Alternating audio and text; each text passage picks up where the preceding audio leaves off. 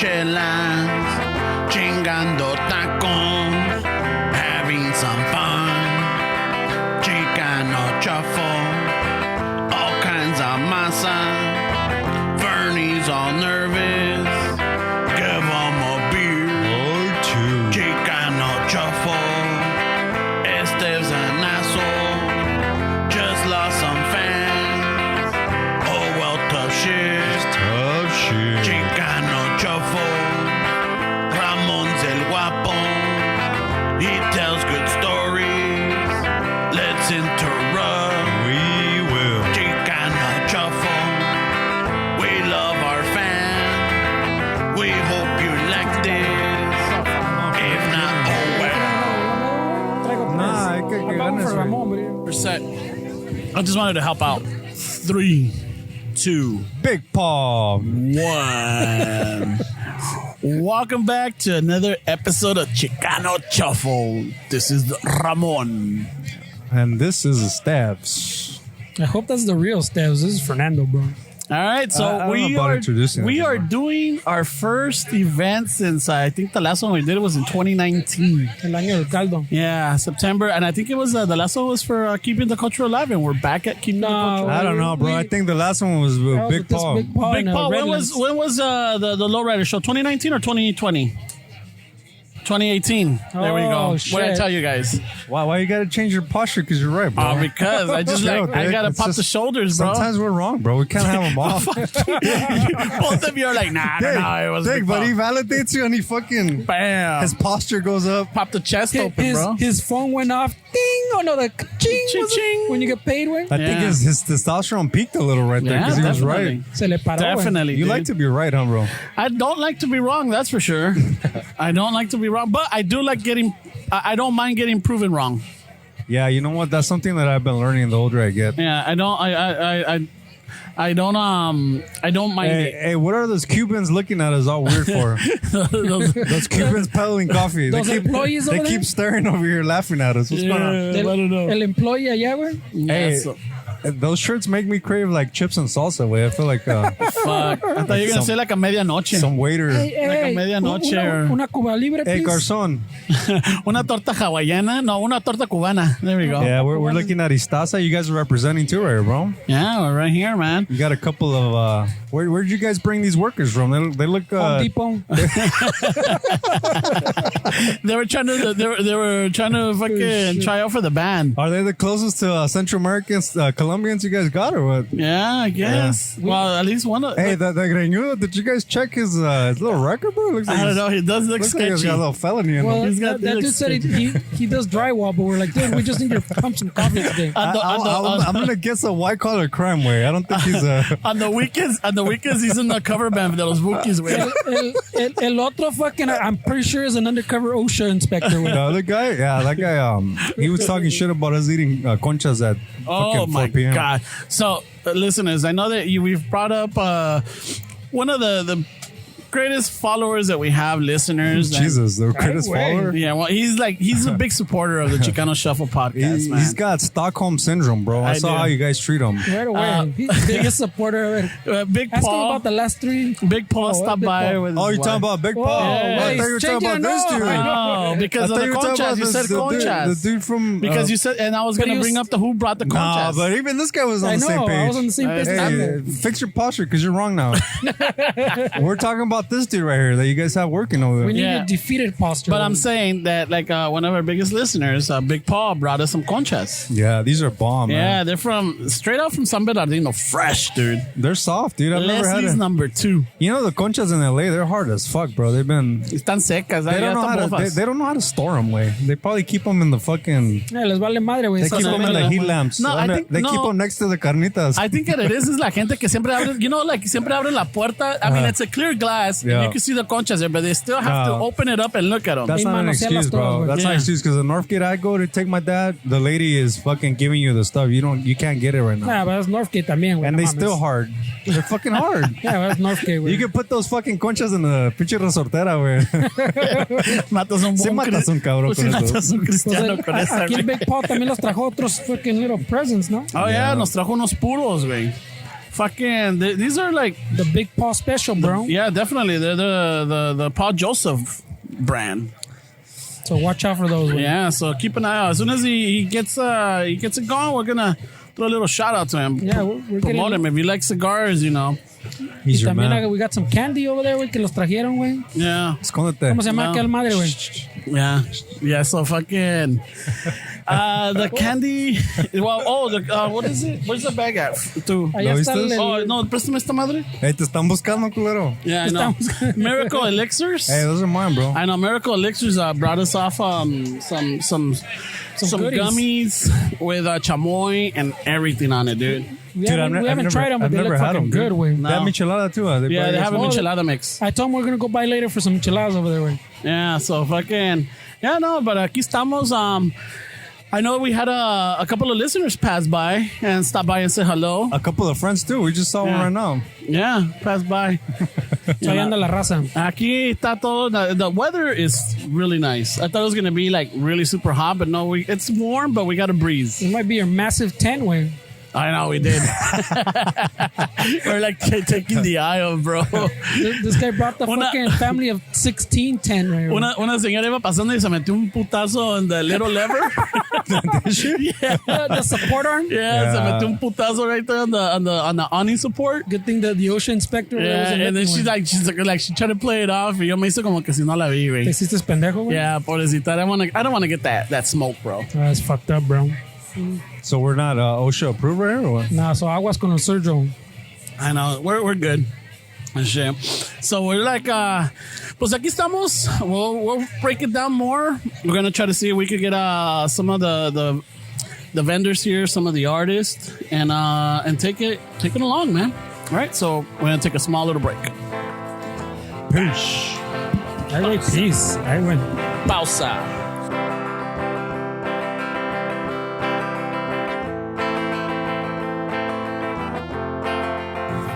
All ¿Qué right, pedo? ¿Listo? ready? Ready. 3, 2, 1. So we're back. Took a small little union break. And with us today, we have, the organizer of Keeping the Culture Alive, El Señor Randy. What's up, Randy? up? How's it going? How Nothing you guys much, doing? man. Welcome back, finally. I know, you, bro. right? After Welcome how back long, to you, right? bro. No, seriously. This is our return. Finally, we're back. KTCA Artfest. We're in Monterey Park, but I mean, it's a new city, but so far it's been good to us. It's been showing love. No, A lot shit. of different demographics, everything like that. We went around to go pass out flyers, and a lot of people were nice, but they were more like, "Is it free?" And I was like, "Yeah." Oh, So shit, just like, it's "Here free. you go." Fuck it. Yeah, that was the who first doesn't thing. say no to the free stuff? Huh? Exactly. They came quick too. I was like, all right, cool. If it's free, hey. Yeah, but then I'm like, is everything inside free? Like, no. No. You gotta buy the stuff there. That's the thing, is that they always want artists to the starve. catch. But they want Exactly. artists to start there? Yeah. Like they want free songs. It's like everything. They want free art. Like how the fuck are we gonna pay our bills, dude? Free promo. Here I am Free doing it. calligraphy, Follow free at- no, I'm stickers. just You want how much for everything. this art? You want how much for this art, güey? I know, like- right? And then they try to give you a bargain deal, like, "Oh, would you do 20?" Like, what? I said 200. You're not fool. buying socks. It's not the swap meet. Is Monopoly money okay? No. Okay. Dos por uno. Do I get a discount because I'm a vendor? I'm like, what? But that's the thing, right, Randy? Yeah, with oh, yeah. artists, is even some of them feel like they shouldn't charge more than they Oh, should, yeah. right? Because they feel bad. Like, dude, it's your Yeah, art. it's because when they look at it and they really like it, you get like, you get that little part of you Emotions? where you're like, damn, yeah, where your emotions kick in. And you're just like, oh, do I really want to? Oh, all right, you know what? I'll cut you a break because you really want it, And then you could tell when people really want the artwork, and then you could tell when they're just like, like I just want a deal, Yeah. Like, this will look cool because I can give it to someone, or it'll look nice. Fucking, I got a white elephant gift coming up Exactly. and So shit. it's like I need something quick versus, hey man, your artwork's really cool. Like I understand it. I really like this, and this. When they really like follow and show you real love, then it's kind of like, oh, all right, I'll hook you up. Like you're gonna wear it out if it's a t-shirt. You're gonna, just make sure you wash it or some shit. But But Randy, you're not only the organizer, but No, you're no. also a creator for classic arts, right? Yes. So I know that we've, like a lot of the listeners that multiple that- jobs. I know, right?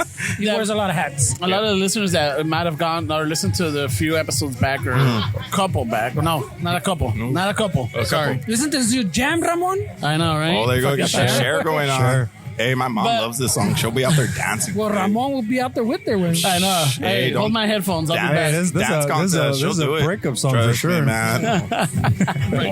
No, I think this is what people go through when they go through breakups. No. My God. But whatchamacallit, you have your own page. You yourself are an artist. And I know that you've told your story many times. And not a sandwich artist. He's not a artist. sandwich artist. Hey, Subway artists are fucking, dude. But let's get it. There's different kinds of artists. Oh, yeah. Yeah, so you went from graffiti art to now you do digital imaging. Oh, yeah. So I started off originally in graffiti art. I went from graffiti art, and someone taught me how to do airbrush. So I went to airbrush art, and then from airbrush I went in and did oil, fine art, different things like that. Just try all mediums. And then after that, I got into digital art recently, and it's been taking off. Digital art is where it's at. I went from just trying to do all different types of things, like what people like to now. I'm like in the anime, and what people are buying. A lot of things. It just blew up, and since I made that transition, it's opened a lot of doors. I've been designing for people too as well. I've done little, just little things here and there. And I mean, I went to San Francisco 2 weeks ago. I did Oakland. I did, went to Arizona. Like, it's been opening doors ever since I made just that simple switch, like conventions are coming up now. And I'm just like, I finally got in from doing digital art. And they didn't want to take me when I was doing like other kind of art, and I was kind of like, what kind of shit, It's kind of weird, no? Yeah. I mean, it sounds weird to me. You're doing boomer art, bro. Now you're now you're with the Yep, I'm moving up with the time for sure. Did you get into the NFTs and all that shit? I wanted to. Yeah. Someone offered me a really good price, and then I was kind of like, well, I don't understand this shit. Like, you're gonna buy a piece of, like, why don't you just buy the real thing, have it hanging in your wall, what are you gonna do with the digital piece of artwork? Okay, like, boomer. Yeah, that is a trippy part of I didn't understand it. Honestly, I didn't understand. I was kind of like, what kind of shit is this? Like, this is new. But I mean, yeah, when was it? We met like about maybe a month and a half? Yeah, a month and a half ago. Yeah, I want to go see him up in Whittier. You were up in Old Town Whittier. Yep. And so we want to meet up, and just in those, what was it? Oh, yeah, I know. You were selling on the tablet or when? Yeah, I was selling prints galore. Yeah, and people went and they bought sweaters, and it's like freaking hot that day. Yeah, they're buying people were sweaters buying like crazy. And shirts. It was like every other word. I was like, oh, yeah. Hey, Ramon. Oh, wait, hold on. Yeah, so Randy, hey, so what's going on? Oh, hold on, Ramon, hold on. And then I'm like, fuck, dude, this guy's busy. But that's a good sign. Yeah, definitely. It picked up, and I mean, it's been a blessing, honestly. I mean, now, I guess mastering another type of craft, just adding it to, another notch under my belt. It's amazing. Now, is there like a stigma in the artist community for like, digital art? Oh, yeah. So digital art, people look at it and they're like, they don't see it, I guess, as I don't want to call it a true art form, like those that deep. Yeah, but I mean, a lot of people are saying like, it's digital art, like you're just copying off the internet, or it's so easy to do. Like, but then when you get the hang of it, I'm not going to lie, it's easy. I mean, I could sit there and I could bust out like 40, 50 drawings versus me trying to, traditionally on a canvas, like layers and layers, but you do the same thing digitally, but it's done. Nowadays, it's like I can click a button, bam, it's all together versus, mixing the paint, putting it on canvas, things like that. So, I mean, yeah, there's a stigma behind it. Like, people just look at digital art and they're kind of like, like, okay, you're the newer age, like the boomer, like it's a newer thing to do, but it's not as, a lot of people aren't like, they're not going to accept it as well. There's definitely a stigma with it. But El compa también fucking is giving me shit. I don't do digital art. I just do digital stuff, pues. So I work in that space too, but I wouldn't call it art. Yeah. But it gives me shit too, like, oh, wait, but you did it on Photoshop, right? Yeah, it's like, you did that in Illustrator, right? Like, apparently it's so much easier to do it, right? Like, Photoshop. Like, do you know how to use Photoshop? I can't even make a square in Photoshop, let alone a circle. Shit. But it's like he does that little hand where, like, waves it off. Yeah, Like, that's cool, I guess. But let me ask you this, though, bro, because, like, you mentioned that it was easy, but it's really not easy. But just the years that you've been doing it, so... Oh, yeah. It came naturally, I guess, in the sense of, like, oh, well, like, you're drawing on glass. Drawing on glass is, like, a whole nother... Like, it just feels so... Yeah, it's a whole nother skill. It feels weird. But then when you get the hang of it... It's like, damn, okay, I can do this for days, like it's unlimited pretty much. So does that affect, like, as far as like when it comes time to like price an item, just because your mindset is that it was easy, this didn't take much, do you kind of like down? Yeah, oh yeah, is that right? That and because it's prints. Now it's prints, I mean, before, I guess that's another stigma, like when you're doing digital art, I could press print 50 times and I have 50 prints of this artwork that I did. versus I took the same amount, like I took that, 8 hours to do one painting, but in 8 hours from one painting, I could do maybe 200, 300 prints. That's crazy. And bro. then so the price definitely has to go down. And I guess for me, the price goes down because I feel bad, like at the same time, I even still feel stigma against myself, Yeah. So I feel like, Do you still dabble with the spray paint still? Always. My first love. I'll always be back to it, Anytime it's like, oh, here's a spray can. Oh, okay, cool. Like, I'll go to town, And then I have to paint it all over, and I'm like, shit. So. Hey, your parents are really cool, man. We've met them every time that we've done these events, and what's crazy is thinking now like the spray cans and growing up in the 90s. Were you a cholo? Like your parents thought you were a cholo? No. So my mom always thought I was a nerd. My mom just thought I was a weird guy who hung out with the wrong kids. Because I know my parents, my mom and people around us. She is. Oh, there's my mom right now. You see, mom. It's bringing her some. I can ask. No, that's a limonada. I can ask my mom right now. Looks like a margarita way. Hey, Mom, quick question. Mom, growing up, did you think I was a cholo since I wanted to do spray can art and everything? No, I thought you were weird. Graffiti artist. She thought I was a graffiti artist. Yeah, Tiger. There you go. Yeah, see, that's the wall and Yeah. There it is. But you know what's the best story? I was just about to tell her story. So growing up, I went ahead and that's what I wanted to do, right? And my mom would always be like, what the heck? Like, why would you do that? She'd throw all my artwork away, everything, all the letters, all the little names, everything. She threw it all away, right? Wow. And some one guy came up to her. He was a realtor. But he was an ex-cop. He was a cop or whatever. And he turned to my mom and he goes, let me ask you something. He goes, if your son wanted to be a doctor, would you support him? My mom was like, hell yeah. Would your son want to be a lawyer? Would you support him? Yeah. So if your son wants to do art, how come you don't support him?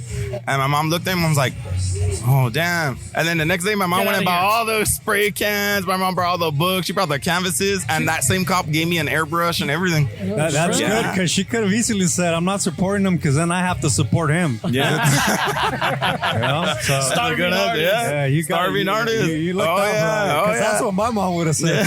There's a financial I don't reason. support him because then I have to support him if he's a musician. But yeah, and from that day on, I mean, my mom supported me the whole way. Oh, mom, I need this. You got to be 18 or older. Okay, there she goes buying it, and people are looking at her, and I'm just smiling like, damn, there goes my mom doing it, I need some mean streaks. Yeah, right. And I would buy. My mom would be like, oh yeah, here you go, and I'm just like, oh shit, like my mom's cool. My friends used to be like, damn, your mom's badass. She buys your spray cans and stuff. I'm like, yeah, it's cool. I mean, people looked at me like I was weird, but I was like, they thought my mom was the best thing.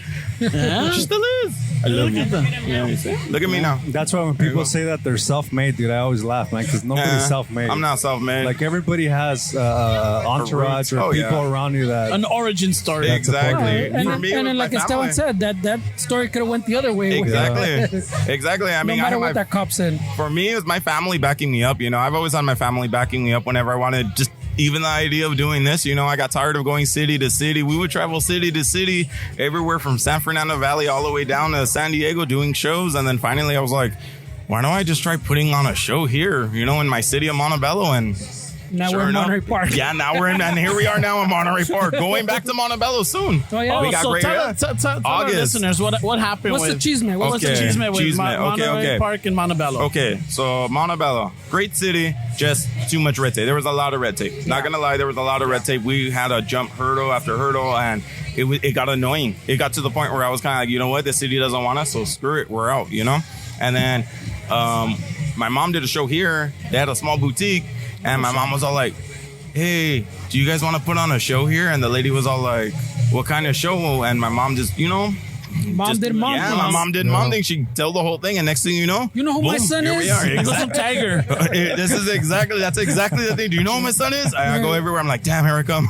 Yeah. But we have 3 sons, so I'm hoping she has 3 sons. So I'm hoping she's all like, oh, please say Ronnie, please say Ruben. No, here comes Randy. Damn. Oh, wait a minute. So all your siblings, All of us are all ours. Yeah, Like Ruben, Ronnie, and Randy. A doctor, a lawyer. Doctor, lawyer, and a tagger, and the tagger. Yeah, the black sheep. Yeah, exactly. But you see, my name's Randy. My brother's Ronnie. My other brother's Ruben. But I'm Randy because my name rhymed.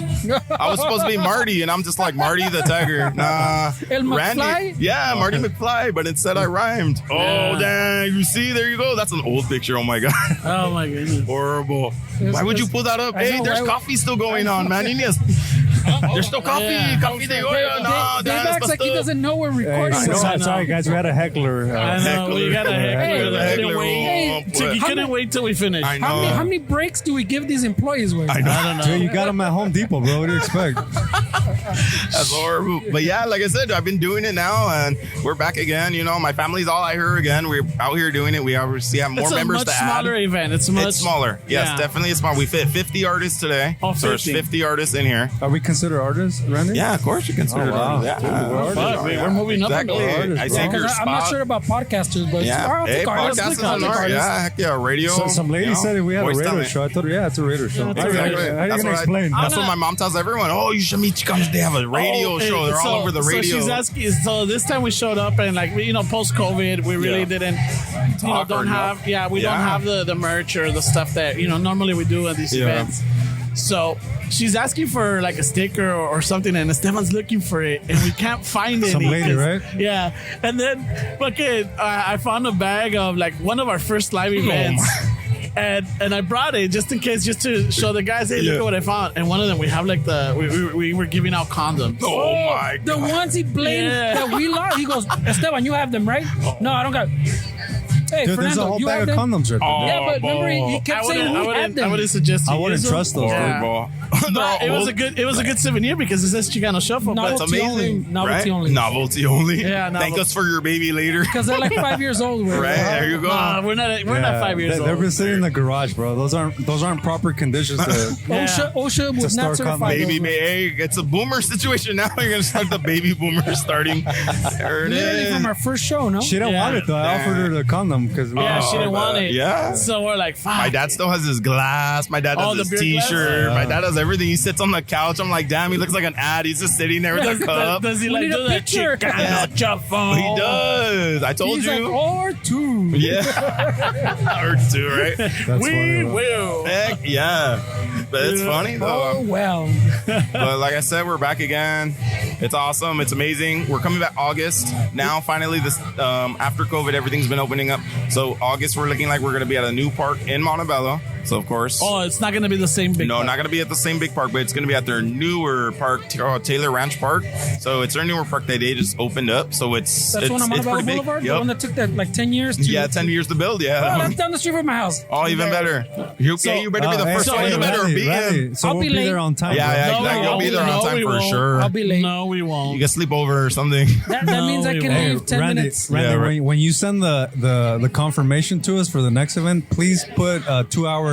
No, 2 hours earlier. Well, no, we called. I thought. Remember, I told We you. talked. I know, Randy. yeah. We talked. And I'm But like, Dick, we were set up in time. When, Yeah, yeah. Technically, we're still set up in so time. I don't understand the beef, bro. The highlight was done in time. Hey, bro, I was in the sun without this fucking 20-foot. He was Pinche standing cerote, outside, just like this little with your case and Cerote everything. soleado? I was all like, oh man. Cerote soleado. Cerote No, they soleado called me, allá. I was arguing with some people. They said I was sopa de pito. Oh, what the? That was the one from. God. Canceled. Hey, these Central Americans got some, bro. They got some lines, bro. They got Seriously, some lines. Yep. Pues órale, Randy. Oh my So god. yeah, definitely we're like, at least you're going back to your city. Oh yeah, you know? definitely. We're going back to Montebello, and I mean we're going to be there for August. Hopefully we stay there monthly. But I mean we already got offer. We got a big offer for September, so we're hoping to throw our like year show. Like it's sounding probably be our monthly right biggest now, one. It'll probably be our biggest one. What's for the sure. biggest amount of vendors that you had at one event? 225 vendors from across the world, including we had for states we had probably all the way from New York. We had Mexico. We had Canada. We had who else did we have? We had so many. In Montebello? Yeah, in Montebello, 226 vendors. We had 16 live bands. We had 16 food trucks. We had everything. That was our biggest to date. And then Chicano Shuffle came along and wah. Yeah, we scared everybody. I know you guys off. came all the in, riffraff. right? It was like, what's going on? Oh my God, they got Chicanos? What? Where? All the riffraff. All those- Hey, All the weirdos started coming. all the Say hi to borrachos, us. fights All everywhere. we brought out the weirdos. Horrible.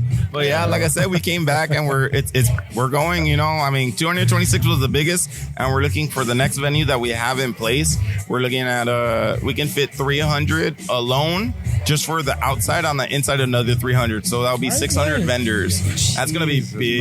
Bro, that's fucking Coachella Big. shit, bro. Oh, it's big. I can announce it here because I mean, if it works out, it'll be great. You know, like they say, if you speak it, it'll come into truth. So I mean, we have it, and we're looking at. I have a meeting next week, so it's going to be where the OC fair is held. So we're going to be we're looking at the OC event grounds. They approached and they asked, and of course I jumped on it very quick. I was all like, "Where?" I had to make sure I had to Google the name, and I was all like, "Let's see if this guy's legit." Do you have the amount to fill it? Yeah. Oh, are you kidding? Yeah. The amount of vendors, we had 300 vendors try to apply just for this event alone. Really? Yeah, 300 alone just for here. We fucking made the cut, guys. Yeah, you guys made the cut quick. The moment all that Chicano shop, and there it is. Yeah, I saw it. You guys when are I saw family. it, his pops would kill him with. Oh yeah, my mom would. She was the first one. Hey, is Chicano shop gonna be here? I was like, yes, mom. Dude, okay, good. His dad recognized me as soon as I got up. I was like, damn, this dude remembers us. Yeah, no way. I was helping kidding? him set up the coffee over there. Yeah. And from like across the thing, I saw a dude fucking waving. Yeah, that's like the Wonder Years. Like, Yeah, like Paul Schaefer. Like Paul No, Schaefer. not Paul Schaefer. Paul. I would forget. I was like, and he fucking comes over. He's like, oh shit, what's up? Man. Hey, Randy, for like an event like that, bro, like it's way bigger than this one and bigger than the ones that you've done before. Oh like, yeah. What's the biggest issue, the difference between an event like that, like something that you think that you're gonna encounter, than setting up something like this? Versus the space is no problem. Vendors is no problem. I think it would just be spreading the word, getting the word out there as much as possible. You know, it's hard. We got a lot of people who want to spread the words. Then we have people who don't, you know, so it's back and forth. And a lot of it's battling against events, because there's a lot of events that go on the same day. So it's always making sure you call it now. Yeah, call dibs now. And then, you know, everybody else is like, shit, run. Like, all right, we can't do nothing on that day because we already know. So that's one of the hardest things, I guess. That's one of our biggest issues when it comes down to it, you know. Placing vendors, staff, everything like that. We can do all that, but I mean, it's always getting it down. Do you have to deal with insurance? You have to get... So, yeah, we carry everything. Okay. We carry... That was the first thing when I learned how to get into this. They told me that was the first thing I had to learn how to get into. So I ran for it. I was like, okay, insurance, license permits, like, how do I figure this out, you know?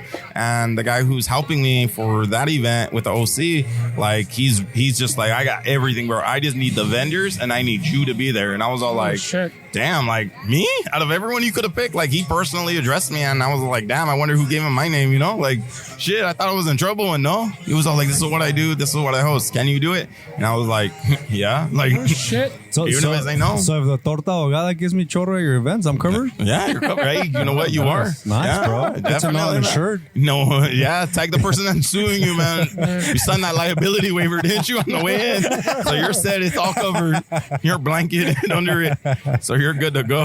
No mames, güey. Pues órale, Randy. All right, Randy. Well, look, Definitely. thank you for taking the time. Always. Thank you you for guys letting us always. come over and Always. do our Are you thing. kidding? You know? You guys are family. Thanks, How could I man. say no? Thanks. There's never an event. It wouldn't be Artfest without Chicano Shuffle. There it is. Period. You heard it first. Period. Sas, pa que vean la That's raza. a T-shirt right there. Yep. I already have my T-shirt. You already gave me one. No, last but I time. mean, it We wouldn't owe be your mom one. Artfest. without exactly. Chicano It wouldn't be an Artfest without Chicano Shuffle. We're expecting that at the event. That Oh, flyer it will? for that big event. It wouldn't it be. will. We should. Featuring your band. You know, like how Coachella What does was it, that like with the slogan? big bands. Exactly. What was that They wanna slogan be again, one of Randy? Right. It wouldn't be Artfest without Chicano Shuffle. Coming to the OC fucking fairground. There it is. That'd be amazing. Damn, bro. Yeah. All the 714s. Oh, yeah. I'm gonna call my grandma to put a bid in for that property. Heck We yeah, made it. man. Definitely. We made it. Amá. I know, right? Ponga el down payment. We made it. Yeah, Hey, necesita, but we gotta go. Oh shit. Nope.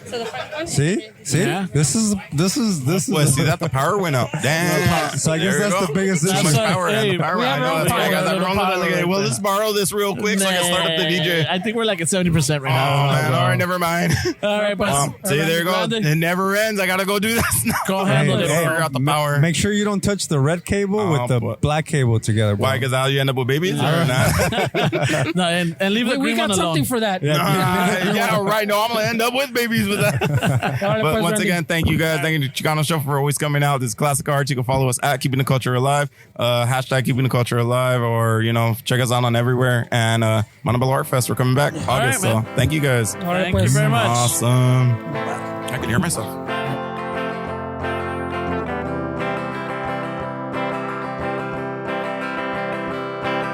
All right, we ready for you?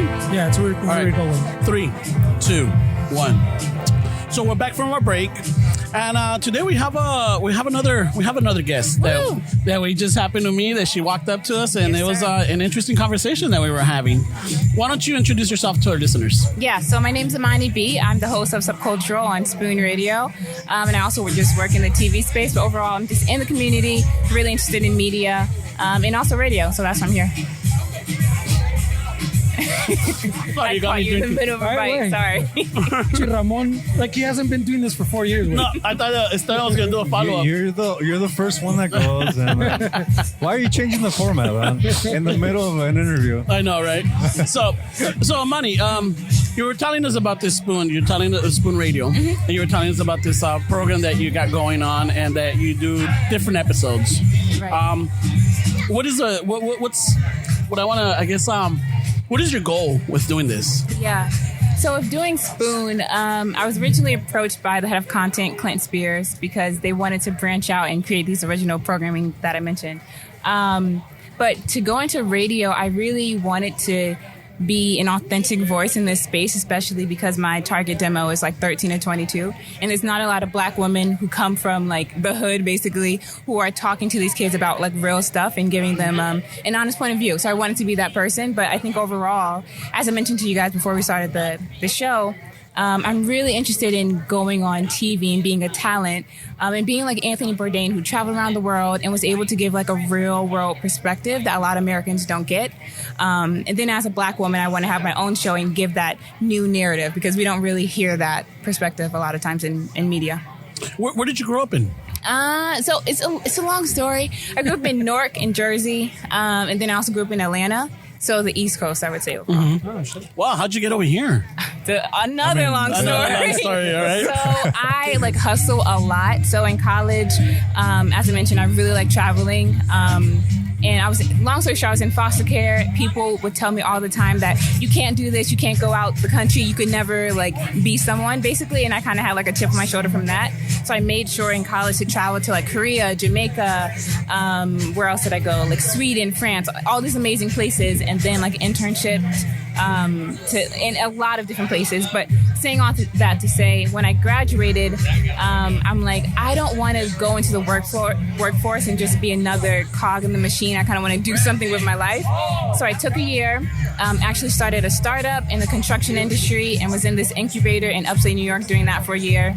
And then decided to come out to San Francisco because they had this thing called Y Combinator. Do y'all know what that is? No, I don't. Oh, you know? Okay, so just for the listeners who don't know what it is, it's basically a seed incubator program. So like Airbnb was in that, Reddit, really big companies now. So I'm like, let me pitch this to them and try to get that off the ground.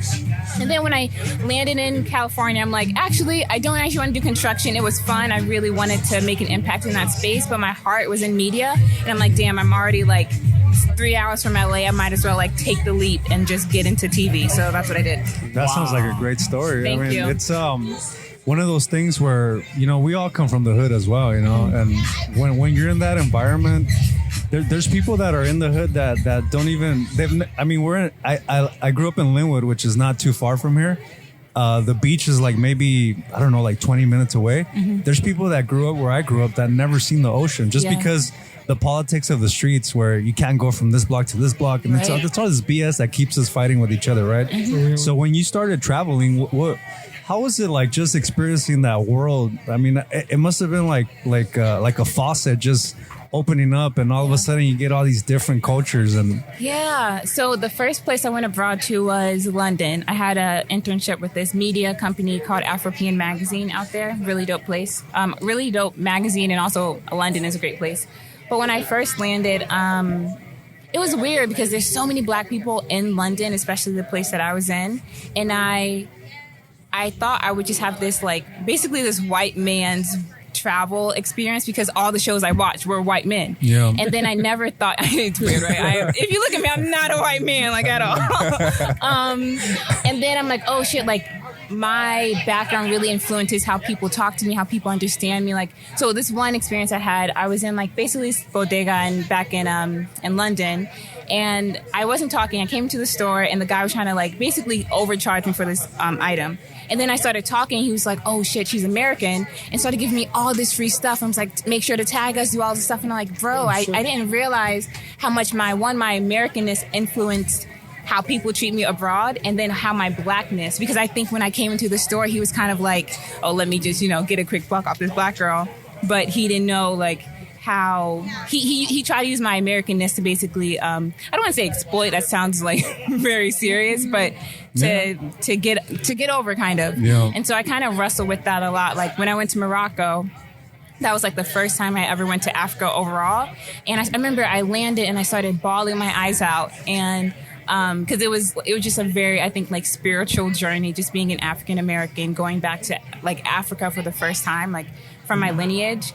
And I had all these preconceived notions about Africa, about Morocco. And then when I landed, one, there's not a lot of dark skinned people that I thought would be in Morocco. And when I did see someone who I thought looked like me, they identified as Arab, and they identified as Moroccan. And I'm like, wait, it was such like a world shift. I'm like, I don't understand, because I had all these preconceived notions. So yeah, I think traveling overall was me breaking down a lot of biases, understanding like who I am and how I show up in a space is actually very important. And I forgot the question you were asking because that was a nice. Thank you. Tangent.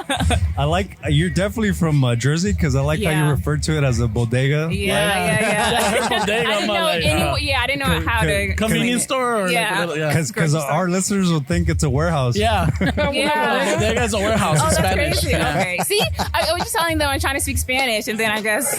Yeah, that's amazing. They're like, what? I'm like, una bodega. But you know what? That feeling that you got, it felt like home, right? When you were there. That's kind of like how we feel when we go back to Mexico. Like that's where our parents are from. And whenever you're there, it's just, there's something that you can't explain. An energy. Yeah, it's like you're home. Yeah. Like, wait, this feels like... Yeah. Like, you know, it's like, it's important to feel that, right? Huh? It's a little, it's hard to explain it, but yeah, you feel it, you know, like when you, like expressing the love that you have for your family or a friend, you know, you really can't explain it, you just feel it. And it's the same right here, you know, you're home. And then 5 minutes in, they steal your wallet and you're like, yeah, we're in Mexico. Yep. Definitely in Mexico. Oh, yeah. Fuckers. Or they're trying to hustle you. You guys haven't fucking changed, huh? You know, I'm home. You know, that the experience you had where, like, you know, the bodega attendant was trying to take advantage of your American. When at least in Latin America, because it's happened to us, because Esteban and I, we took a trip in Peru back in 2008. Yeah. And they have two type of tariffs. They have the local tariff, and then they have the what would you say, the tourist tariff, right? Mm-hmm. So right away, if they know that you're from the U.S., they like 3 times higher. Right. You know, so we were saying like, oh, we're Mexican. We're Mexican. Yeah, because our Spanish is like, it's passable. Mm-hmm. You know, it's like, you know, we have a little chop here and there, but for the most part, like when we understand the banter. Yeah. Yeah. And it's with the banter that we get away with it. We had to speak it properly, then we get caught. They know we're fake. Red flags everywhere. Yeah. But see, that's interesting, because now I realize that there's a difference because you said that when you're in Europe, the American thing was like, oh, okay. Mm-hmm. With us, we don't say we're American because it's different for us. For us, we want to hide the fact that we speak English. Yeah, we don't want to get kidnapped. Yeah, we don't want to get extorted. Yeah, because they think we have money. Yeah. And not only that, but like if you want a taxi in Mexico or Latin America when we're in South America, it's cheaper when we ask for a taxi in Spanish than you do in English. Yeah, like, hey, I need you to take me to this place, you know, and you're like, hey. They're like, oh, all right, but if you're like hesitant, or they notice that your act, or like when you're speaking is choppy or you're nervous, then they're like, oh, we got them. Isn't that crazy? Like, I think about, not to get too deep on the podcast, but I think about like American colonialism and how people have all these preconceived notions because of your Americanness. Yeah. And like when I'm in America, I don't consider myself American. I consider myself black, you know? Yeah. But when I'm abroad, how people catch on to that Americanness first, and they're like, oh, that's who you are. And I'm like, wait, what? I'm a black woman. Like, this is it's crazy. But you know what? You were telling me that you did a little sneaker, little episode on that app that you were telling me about. So you understand what the American influence is around the world. Yeah. Like Japan, I mean, music, hip hop, the way we dress, Nike, Supreme, anything you can think of. They want to dress like us. They want to act like us. They want to talk like Americans. They want to have that swag and that the music, the movies. Yeah. So America's, America means different things to everybody, right? We're all going through a different journey and a different path. But to me, America is the people, not necessarily the politics and what's portrayed out there, because there's a lot of misconceptions of what America is, right?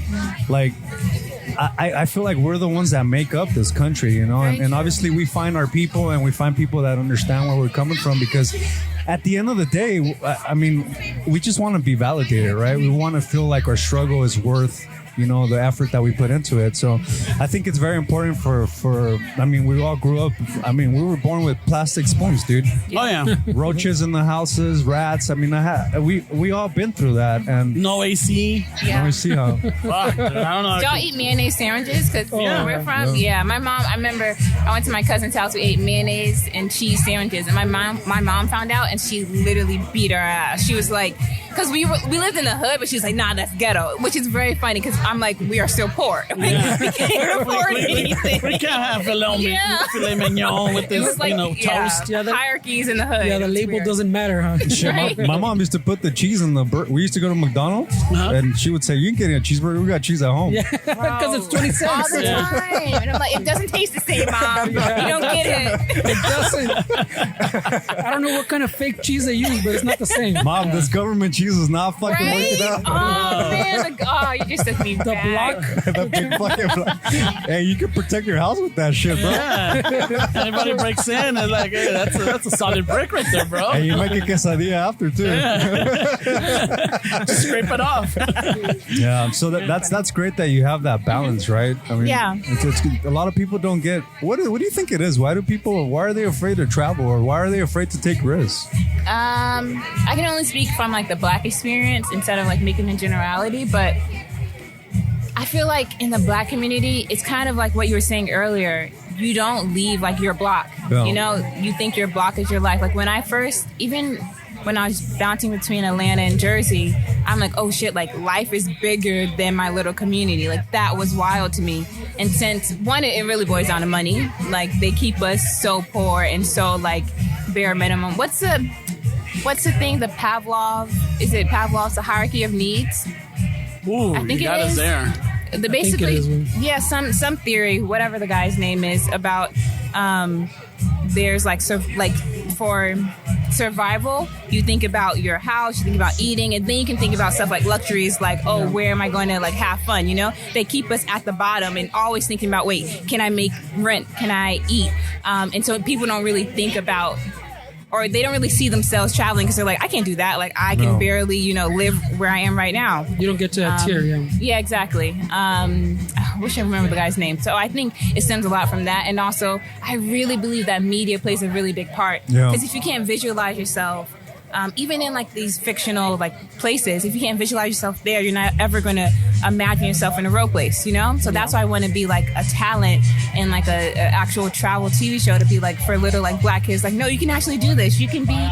I'm super weird. I love anime. I love like K-pop. Like I'm not the traditional black girl that you see on TV, but I want to show a different side of blackness, to be one, like you said, validated, and also, not external validation because I'm good, but to show others that you are valid, and also to, I think, give another spin to like this Americanness. Like I am completely unique, and that's okay. And I'm also American. Yeah, it's weird, and that's where like the Chicano word comes in, because for us, growing up, I mean, everybody that can say that they're a Chicano is, we were too white to be Mexican, and we were too brown to be American. So for us, we were caught in that in between. When we would go back to me personally, the only time I went back to Mexico was when somebody died. That was a trip. It was not a fucking luxury, you know. It's not. It was like, not a vacation. Not a vacation. Grandma died. Let's go fucking to Mexico. And so you went down there, and to your Mexican cousins, the people around, you were too white to be a Mexican. So they would say you're not Mexican. So, and then here we're not American. You're Mexican. So we were caught in that weird fucking space, dude, where we had to figure out what the fuck are we? Yeah, in Spanish we say ni de aquí ni de allá. No. So nor from here nor from there.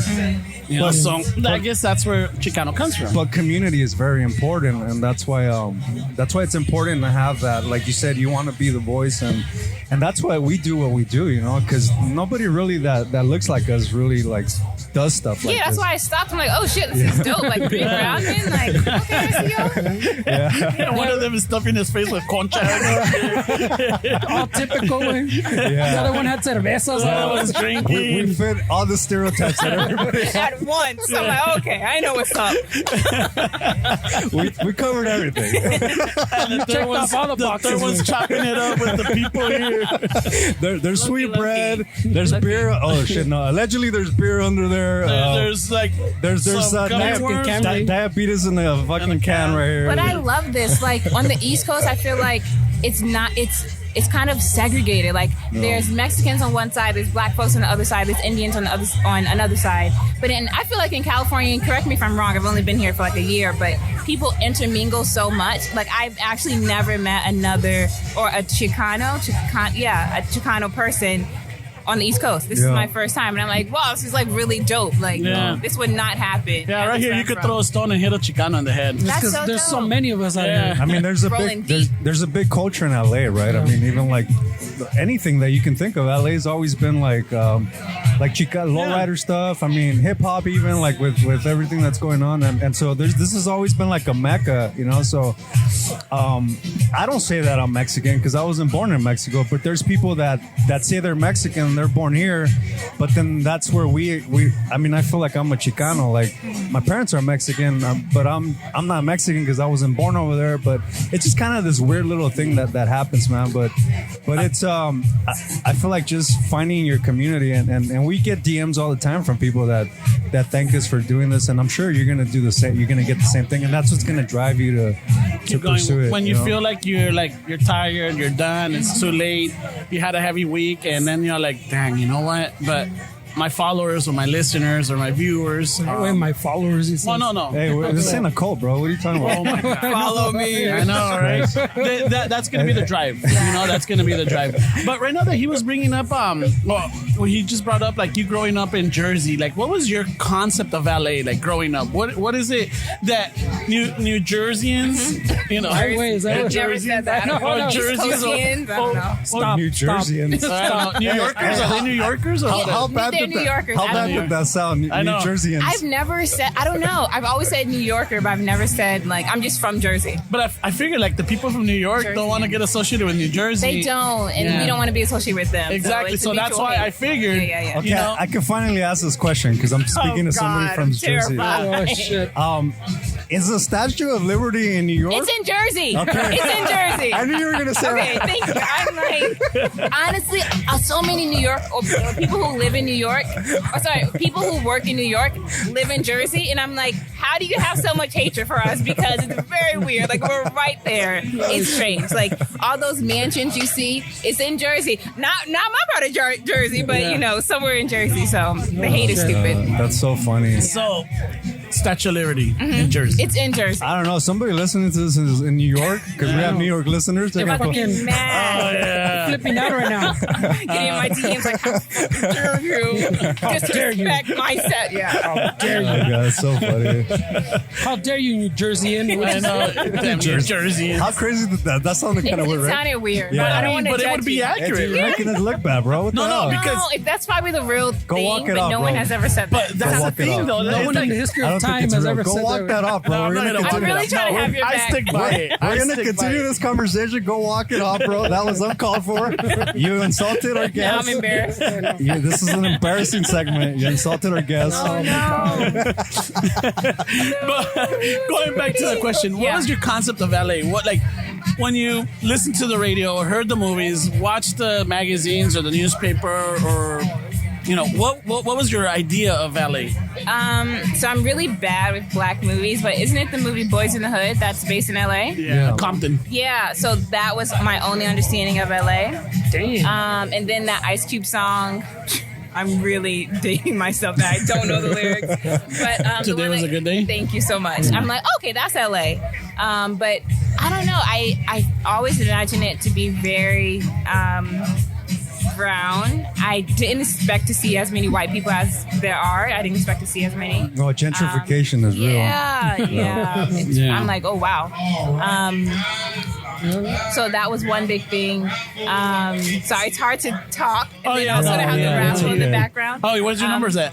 Oh yeah, I know, right? I'm probably gonna lose. Even though I got this T-shirt, so I'm looking at This is it. the only time you're gonna win when you're not paying attention. Yeah, right. But you know what? That whole thing that you were talking about, where everybody is like coming together, it honestly wasn't like that when we were growing up in the 90s. Yeah, for sure. Media, they had a lot of. There was a lot of brown and black fights. There was a lot of hatred. Even amongst ourselves, with the Salvadorians, the Central and Americans, and the Mexicans, there was a lot of. You know how the hood is, though, man. We're fighting with each other instead of helping each other like come out of it. You know? They And do that on purpose, though. They do, yeah. I mean, the media is like you said. I mean, you're involved in the media, right? You said you were working. I work in TV. So have you seen that side of things where they kind of manipulate the? Yeah. So I'm not. So my last company, which I'm not going to say, it's very. They have an arm that is very notorious for the news, so everyone knows what we're talking about. Fox News. Thank you. Or maybe I don't know. I don't know. So I used to work at that company, and I could see how they push one narrative. No. Not necessarily about like brown people, but like if there is a dominant narrative, even if it's wrong, but even if it's negative, they will push that because it sells. And that is one thing that I hate so much. Like, I used to work on like a talk show, and like some of the stories we would do, I'm like, this is bottom of the barrel shit. Yeah. Like, why are we doing this? But it's like, oh, people love the shade room. People love stuff like that. They love when we tear each other down. So it's like, yeah, I see that a lot, and it's very frustrating. That sucks. I think a lot of execs are like, oh, well, we're going to keep doing these same stories because we know it sells. But if you don't try something else, how are you going to really know if that real shit, the authentic stuff, is going to sell too? No. You know? Which they don't really try. But see, that's where we come in, right? Because we see that need, and if these execs, if they want the continuous sponsorship from sponsors and the ad revenues that they get, that's where an opportunity for you and us and other people that want to represent their communities, that's where we can come in and kind of fill that void, right? So it's a great opportunity for us to be alive right now if you really have the drive to get out there to make a change in the community that you're involved in. Yeah, I think right now is the best time to be alive, honestly. I say that all the time. Bro, I'm so glad I wasn't born 50 years ago. Like, can you imagine? No, Oh, I careful. couldn't. There's a lot of people born here 50 years ago. Well, I say that because growing up in the South, I'm like, damn, we like haven't come that far, but I'm very glad. Like, because I'm also in an interracial relationship, and a lot of the spaces we go in would not even been possible, you know. So that's always on the front of my mind. But sorry for my elder folk. I apologize. No, that's all right. That's all right. They're the forgiving folk. Good. Y'all are cool. I'm really glad I came. This is like really dope. But I once again forgot where I was going with that. So It's a tangent. yeah. So many I forgot. Oh, you said it was a very good time to be alive. Yeah, I think right now, if you want to be a creative, if you want to like get your voice heard, this is the best. Like, the internet is so amazing. You can go on LinkedIn. I sound like Gary Vee right now, but you can go on LinkedIn. Are you going to give us a quote right now? Right? Wait, how much do I have to pay for this that you're about to say? No, it's free. It's free Did game. you already free game. take my money out of my account? It's free game. If you go on LinkedIn, post a story about whatever business that you're doing, you will get so many views. 10 years ago, not really, 20 years ago, you really couldn't have done that. Yeah. Like, even just like the inclusivity, especially with the Gen Z generation, bro. Like, I wish there was so much acceptance when I was growing up. Like, I was bullied like crazy, you know? And I'm like, dang, like, I'm very glad that I'm in 2021 and not like 1921. But you know what? What's real is that bullying and all the shit that we went through, I'm glad I went through that. Really? Because it made me the person that I am. And it kind of gives you a little thicker skin. And you see both sides of the perspective, you know? You kind of...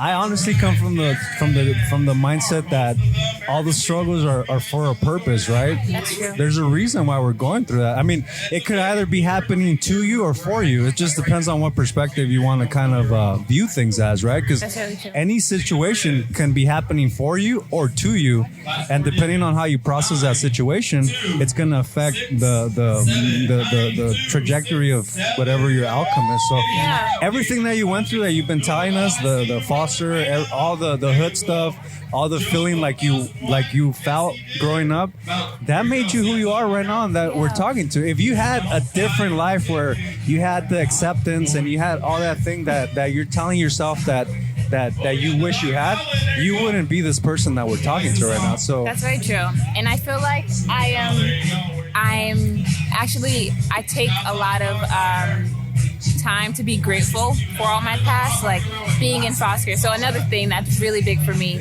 is that my dad was murdered when I was like 15, and that at the time ruined my life. Like, of course, you know. And it was a really like violent way that he was murdered, and it was just like such a shameful for me at the time. I felt so much shame in that. And I was really depressed as a kid and went through all this stuff, and now I like volunteer with kids who are orphans to help them get through that same experience. Wow. And I always think about like, yes, all this negativity that I went through, all this like honestly like being in the dump, like being down bad.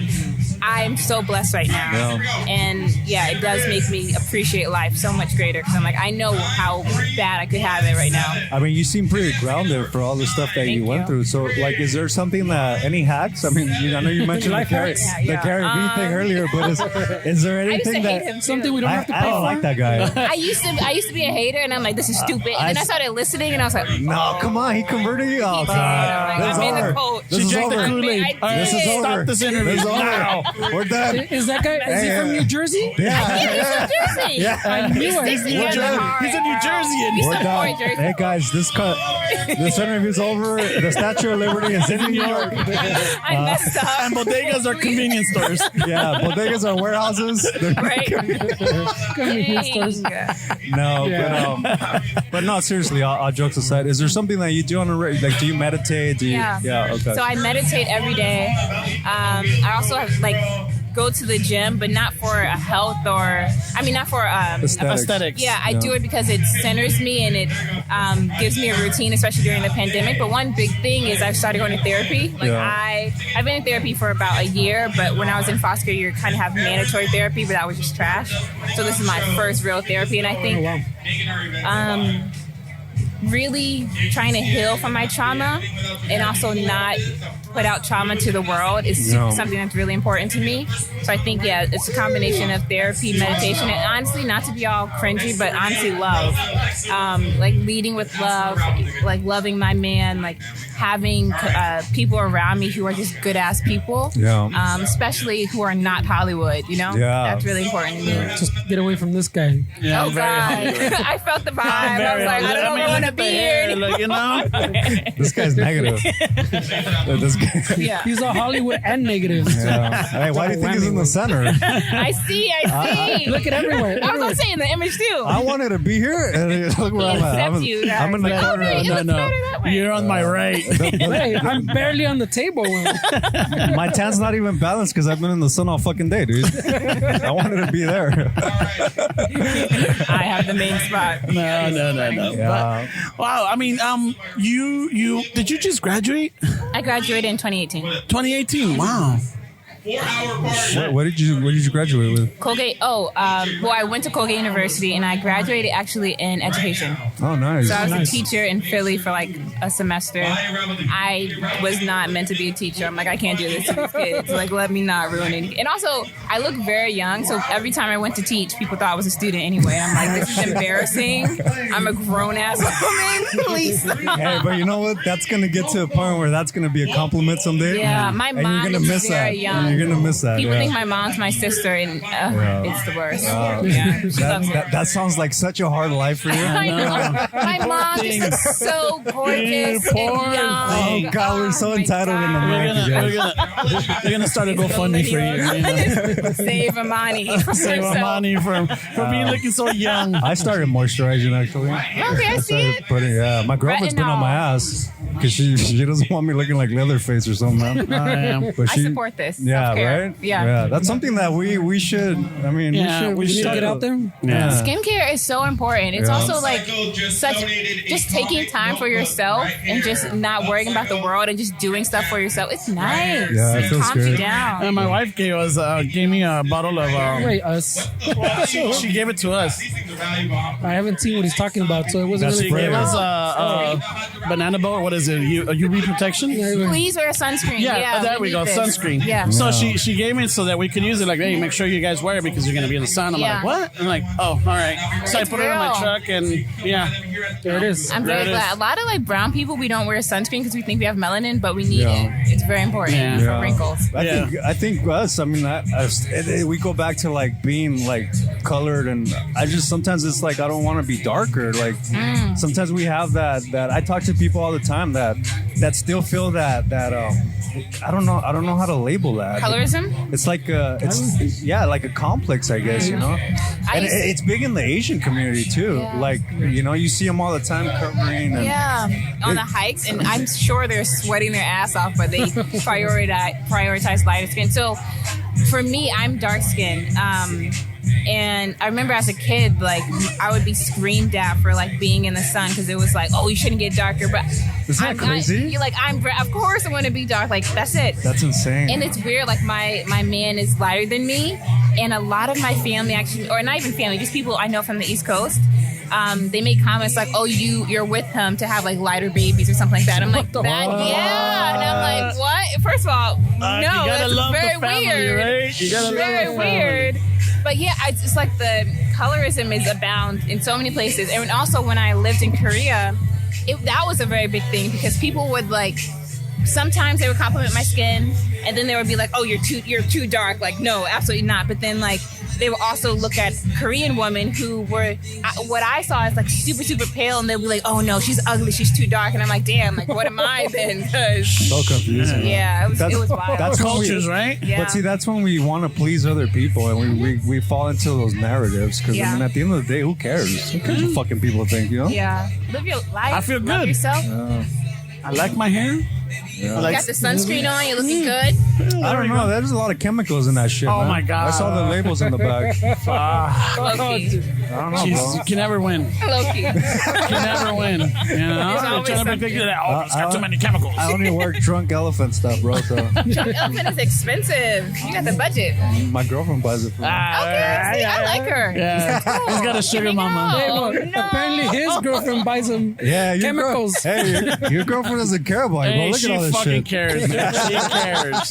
Stand up for Alright. your woman. Hey, Look at that, hey, $225 for that bottle, bro. I saw that and I You was so saw that? confused. Hey, that's I was so pesos. That's in confused. Mexico. pesos. Hey, never buy your sunscreen from Walgreens, guys. Go to Sephora. Go to a Lush. Is this sponsored? Is this a sponsored ad? I didn't see any of that money with. Look at that, $225, bro. No, for this that's bottle. pesos, bro. That's like $2. That's $2. No, inflation. That's crazy. Inflation's I was crazy. thinking, I was like, who buy? I'm like, this must be some premium ass. Oh, yeah. SPF 50, Well, look at all the girl. ingredients. All organic, non-GMO. Oh, shit, it is in Spanish, too. Importado, distribuido por... Yeah, no, that's pesos, bro. That's not. This is Edgewell Personal. Actually, inflation, she's right. So that's like 50 cents in dollars, bro. No, that's like $12.50. Oh man. Anyway, But no, it was great having you. I really- Thank you so much. Thank you for This was fun. coming on. So where can people follow you? Where can they find you? Yes, sir. So on Instagram, Twitter, all that good stuff, it's ITSIMANIBEE. So it's Imani Bee. It's Imani Bee. Yes, sir. And then you can catch me every Thursday at 9 p.m. Pacific, 12 a.m. Eastern on Spoon Radio with my show Subcultural. Subcultural. Yes, sir. Well, thank you very much for taking the time to sit down and talk to us. And thank you for stopping by and just engaging. for real. Yeah, that was fun. cool. You know, that was really cool, yeah, because, I'm like, you stopped by, you were curious, you asked about the... played the Guess Who game. Yeah, guess is who? Yeah, no, she was sizing us up, bro. I know, honestly, when y'all asked me that, I was like, oh, damn, like, I felt like under the spotlight, because I was like, if I get this wrong, like, y'all gonna hate me. Yeah. So I was Like, trying that's my it. best. I was trying Keep my walking, best. little lady. Keep walking. Yeah, no, she was sizing us up, bro. Yeah.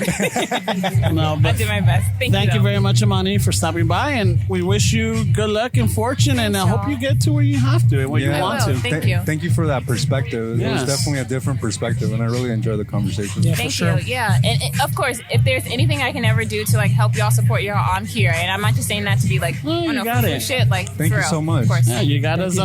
Maybe when this airs out on Tuesday, maybe you could check it out and listen to it, and share it. Of course. And that way, maybe some of your audience will listen to us, and then they're like, yeah, not for me. And then that very select few would be like, maybe I'll listen to another. Yeah, these guys are too old. They're cranky. That's a no for me, dog. I love that meme. Oh, we connected. That's amazing. But yeah, thank you guys so much. This was fun. All right, have a good one. That was so fun. That's enough for me, dog.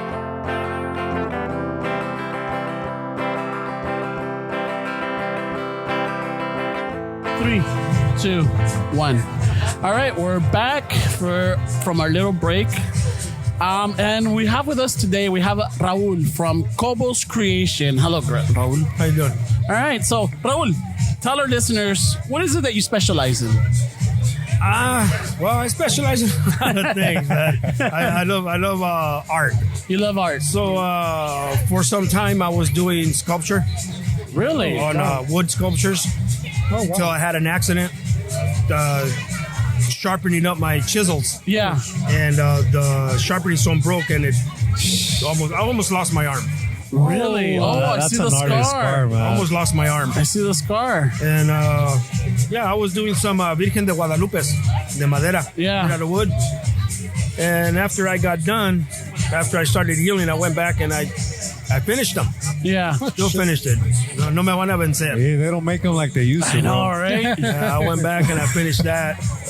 Then kind of drifted off into other things. I do wood pyrography also. What's wood pyrography? Wood pyrography, it's like a pen. Uh-huh.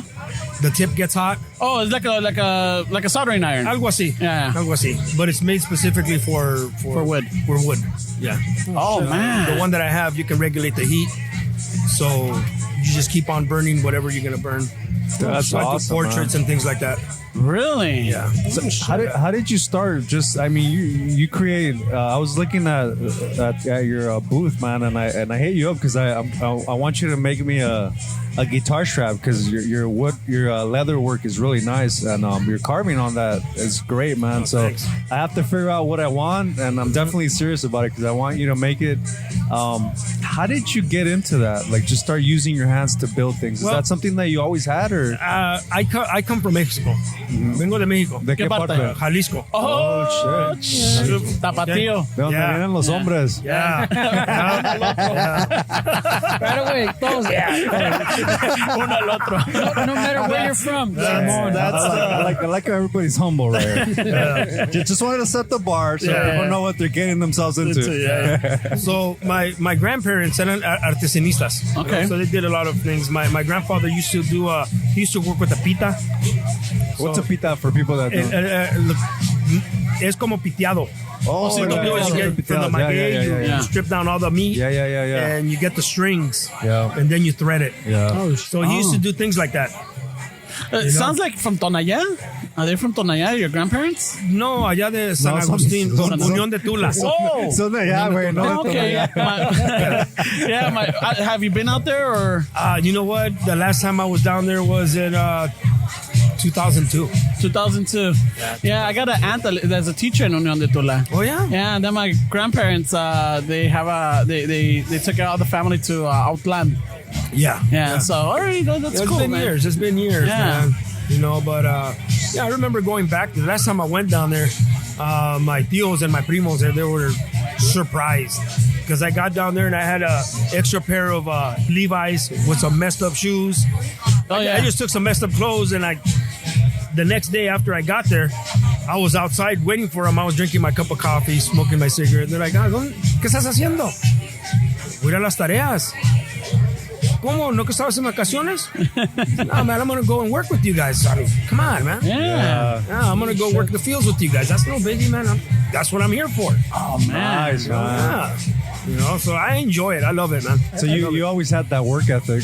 Yeah. Yeah. I think they call those eco vacations now, no? Or eco tours? Eco tours? Eco tours. Yeah, now when people pay to go work. Yeah. Yeah, people pay like for a tour or like they actually pay for this experience. The experience. Never heard of it. Yeah, No? never heard of it either. Never heard of No, but they also I do don't know like if that's people. what it's called, but I go see, no? People also pay to have the experience of crossing over through like the immigrant way. Yeah, I've seen that. Yeah. I've seen that, yeah. They pay for that, you know. And they have fake cartels come by and ¿Tienen shake them coyotes up. para eso también? Yeah, they Thank tienen you, bro. coyotes and no, but they have like fake cartels. Like what? Like they give Like a game, yeah. Yeah, they give the person the experience of what it is to cross over. So they run into like people that try to rob them, and yeah, it's the whole experience. It's now. for the malagradecidos, bro. Yeah. Remember they used to send us to Mexico when we fucked up in school? Yeah. Hey, go work. That's what they send Well, the kids. I never got sent. Well, you know what? I did. Yeah. I did. I got dropped off in TJ one time. Oh shit! Amen. And then no ID. Not in La Cahuila, right? No, bro. I was working. They sent me to work down there, man. I was working making those pilas. Oh, shit. Wait a minute. You were working like with brick, right? Or, Yeah. You make the wells. Yeah. Well, yeah. Pilas, yeah. For the new houses they were building Yeah. out back in the 80s, bro. Yeah. And los tinacos, the Ahí underground ones. Junto donde estaban los donde hacían los toreos. Oh, okay, La Plaza de Toros. Yeah, right up the street from there. Like Mesotay area, I think. I don't know. That was years ago, bro. I don't remember. Man. I do remember working, man. I do remember bro. working. There's people that just. It seems like that work is necessary, right, bro, to keep your mind occupied. For me, it is. Yeah. I can't sit. Yeah. It's like to say I'll go crazy. idle hands are the devil's tools, right? Yeah. I'll go crazy just sitting down. I can't watch TV like everybody else. How'd you do during the pandemic then? You know what? I got hurt on the job. Oh. I fell off my truck and I had surgery on my shoulder. Oh, shit. And I asked the doctor, can I work on leather? I said, well, is there any heavy lifting? No, they're sheets. I'll be sitting down. I'll be doing all the work with my right hand. My left one's just holding the pieces. Well, no, go ahead. So I was considering making that my retirement since I'm so close to retiring. Figured, you know what? Give it a shot. I love it, man. I get up in the morning, I'd be like, what project do I have left to make? And if I don't have any, let me create something. Let me make something. Yeah. You know? So that's what I was doing for 9 months. And for 9 months. And then I went back to work and I said, you know what? That's what I want to do. I'm going to retire to this. Work with leather. Yeah. And I invested a lot of money into it. Oh yeah, A it's not lot. cheap, right? It's not The cheap. tools are really expensive. Yeah, they are. They're very, very expensive. Yeah, because they got to be like almost like surgeon sharp, right? Yeah. There's a lot of Japanese stuff, right, made in Japan. Yeah. Is that like the more superior stuff, or still the American Well, stuff? American. Yeah. I stay American. I want to support here. Yes. Yeah, that's very important. I want to support here. You speaking of support, man, you were telling me that you joined the military, right? You were in the, Oh, yeah.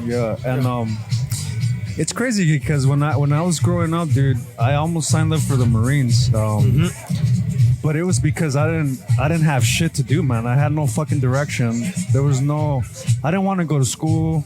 I didn't know how to fucking find a job. And it was like, let me just sign up for the military, you know, and it's something to do. Like, you're telling me your story that you've always worked and you've always had something to do as far as like working. So what was the reason for joining the military? You know what? I was, let's just say I was a permanent resident at that time. Yeah. I was going to high school. I had a girlfriend. got her pregnant. She had a son already. I adopted him. And I really had nothing to offer. I had a part-time job with the city of LA, working at the fire department. You know, What year are we talking about, bro? 92. Okay. Well, that was in 90 when I met her. Yeah. And then 92. So during I had the to- riots, during the riots, you were working for the city? Bro. Oh, Check it out. No, check this out. In 90, I knew there was in a good story 92, there. in 92. Okay, she lived in the projects. Yeah. Right there on Primera. Yeah. okay. So she lived there, and I used to live in Highland Park. So I used to go on the bus, visit her, pick her up, and then we'd go to downtown. Estabas enamorado, bro. Hey, that's what Oh, love shit, does. bro. You're taking Lines, the bro. bus. Hasta la pinche Yeah. bola Hey, you when you're would taking take. the bus from the nalguita, bro, you're fucking, estamos check, enamorados. check this out, bro. So for some reason that night, at nighttime on a weekend, the buses don't run that often. It's like every hour or every other hour. Yeah, it's random. So I started walking. So I'll just walk over there and I'll catch the bus over there on Broadway. Okay. So I'm walking, and I get to Los Angeles Street, allá en Los Angeles, Oh, where the on First. where the And I look to the left, and I seen the whole street just filled with people coming towards me. And I Están turned, regalando. no, check it out, bro. Están dando And, pan, dice. then I turned to the right side where City Hall was at, Yeah. and it was lined up with officers. And all I seen was I seen something flying over my head, Jesus. and I said, "Oh hell no, You were man!" in the middle, bro. And he's just trying to get some nalguita, boned out, bro. I boned out. You were just trying to get it in, bro. And you ended up in the crossfire, bro. Hey, fucking typical. Like, Yeah, no, bro. faltaba el pinche rodamierda, the tumbleweed. Yeah. güey. This guy was the nada que ver. Yeah, man. Hey, I'm just trying to get laid, guys. I don't know what's going on here. What the fuck? What is this? ¿Qué están regalando allá? What the fuck? ¿Qué está haciendo la placa acá? That was crazy, bro. Vámonos. man, that's It was great. crazy. It was crazy. Oh man, and that was then- the first night, or like no, No, we were already together for a while. no, but I'm talking about the riots. Yeah, the riots. Yeah, yeah, that was the first night of the riot. Oh yeah, no, the first. yeah, I mean, yeah. So I ran, man. I ran, and I was trying to get somewhere in that, and I ran into some Newcasters. Oh, they asked me, and why are you here? I said, man, I'm just trying to get home. And that was it. They cut it. They cut it right there. They didn't want to talk to me. Oh yeah, and like oh man. They wanted to hear Yeah, some yeah, type like- of It was like a some type of story that I'm like, there I'm for some here to reason. protest, and que la Yeah, the chingada. cops beat the shit out of me. Yeah. Yeah, I just wanted to get home. That's Oh, crazy, man. bro. And get some tail. I just wanted to get home, bro. And were you in the Marines, bro? No, Navy. Navy. You're in the Navy? Yeah. Yeah, Navy. Oh man. So how was that? Like, ever been on a boat? Ever been out to sea? Yeah. Yeah. Yeah. Yeah. Because I know a lot of people. Iraq, Somalia, and Kosovo.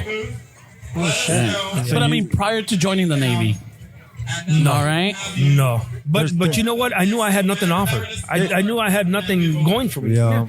Permanent resident, bro. Come on. What do I have to offer? Yeah. I was struggling to get my diploma. Dude, this country's pretty fucked up, though, bro, as far as how they treat their veterans. I mean, we hear the stories of how los indocumentados that serve got fucking deported to Tijuana. Yeah. And there's a little community out in Tijuana of veterans that serve. That fought for bro. this country. And the only some of them they become fucking residents or they're able to come to this country when they're already fucking dead. Like they give it to their family as They get a like military funeral, but they can't live here. Yeah. That's some bullshit. Have you dealt with some of that, man? The way this country treats their veterans, or has it been kind of It's been a roller coaster ride for me. Yeah. I'm still dealing with the VA. yeah? I'm still dealing with them.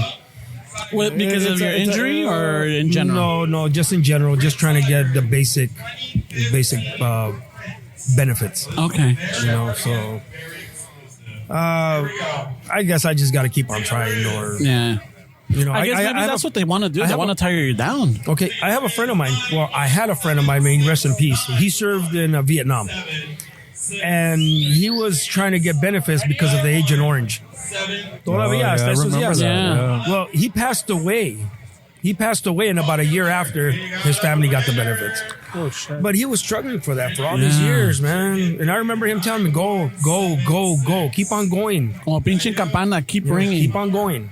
Is there any resources, man, for the raza, bro, to like deal with that shit, or you're left on your own to figure all that shit out? I haven't seen anything yet. Yeah. I have a good friend of mine from church who served in Vietnam also, and he started getting his benefits. He's going to give me some information as to who we'll go and talk to. Wow, bro. And that's going to be probably in the other area over here off of Olympic. Yeah. There's some type of veteran organization over here, so I'll go try that out. I think something that's really difficult too, man, is we had this conversation when the vaccination was kind of. I mean, we had to set up our parents for it. Everything's digital, right? Yeah. And I feel like the generation before us, there's not so tech savvy, man, and they put everything in the computer. There's everything in the fucking internet. Everything has to be done, and I feel like I understand why they do it. They want to make it easier, but there's no education for like people to figure out how to. You know, my mom can't even send a fucking email. My dad can't even fucking. Well, as far as that goes, on that note, I'm not. Yeah. I'm zero computer literate. Yeah. I am. And that's probably one of the things that sets me back from advancing at my job. Yeah. I found it very difficult, even with these new phones. Yeah. I'm glad my daughters have helped me out with it. But yeah, I mean, it's hard if you don't know how to use everything's digital. But technology's always been like that, bro. I remember as a kid having to teach my parents how to fucking change the time on the VCR because it was fucking difficult, bro. The clock on the stove is always flashing at 12. Why is it always 12? Arregla el pinche microwave. That's why we were always late. Es que se apagó la luz.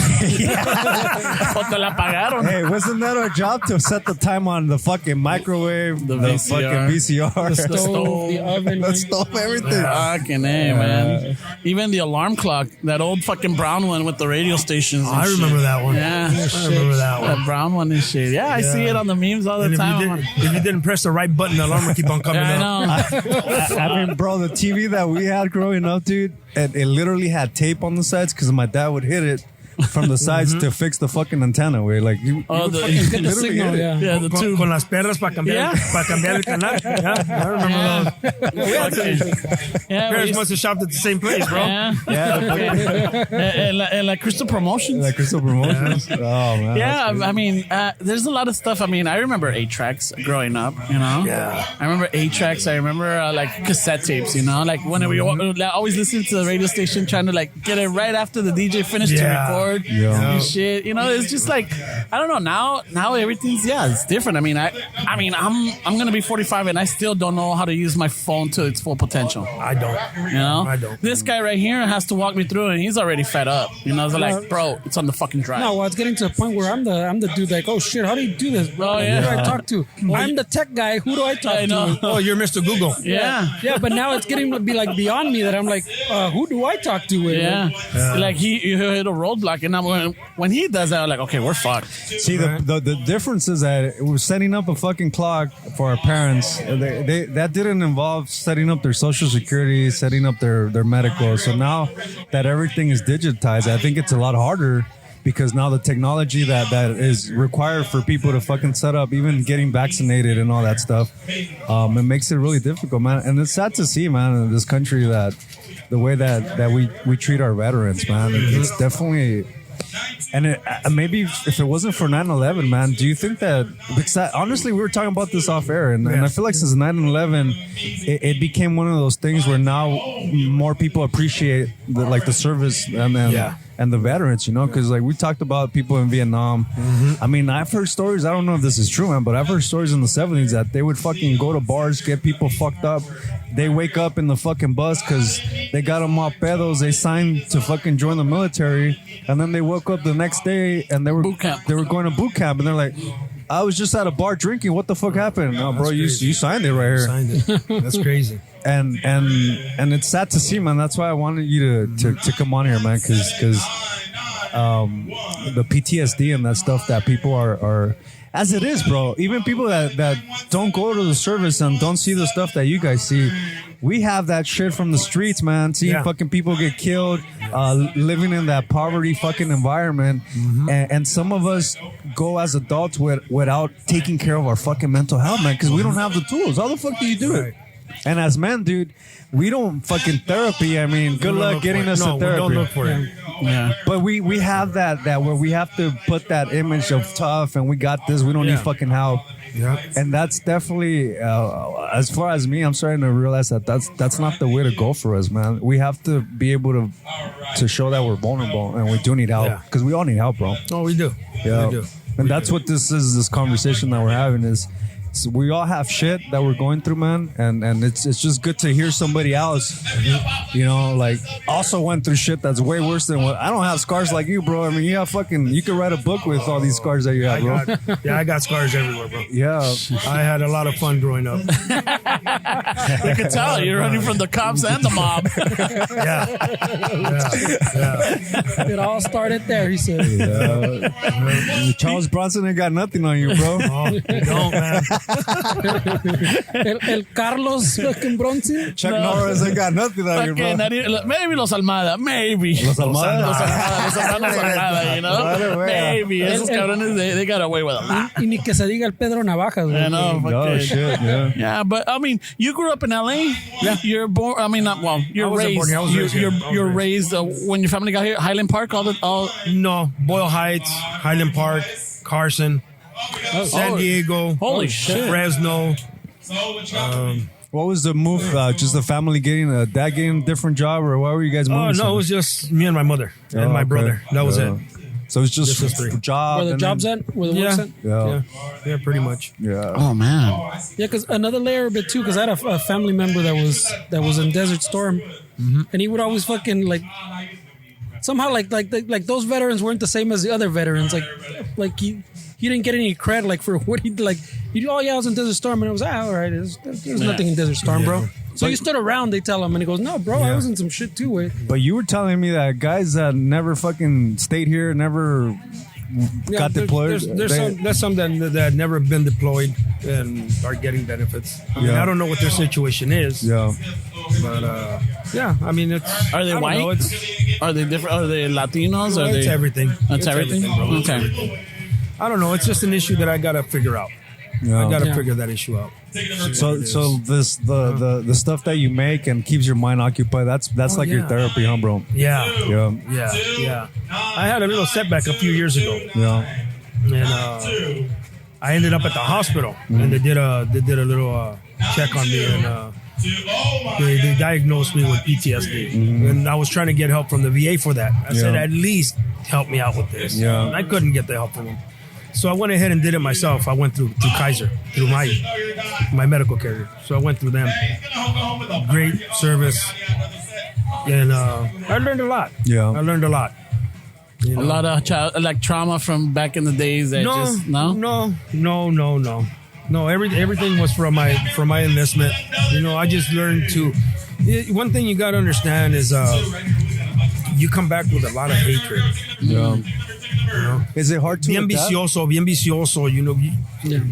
But that's coping with it, bro. Like you're trying to cope with that shit that you're bringing back. Yeah. And was it hard to adjust to like fucking go to a restaurant and have to live a quote unquote normal life? Oh yeah, I mean, even to this day, if I go in a restaurant, I'm gonna go to that corner where I can see the entrance, if there's entrance tag, all that.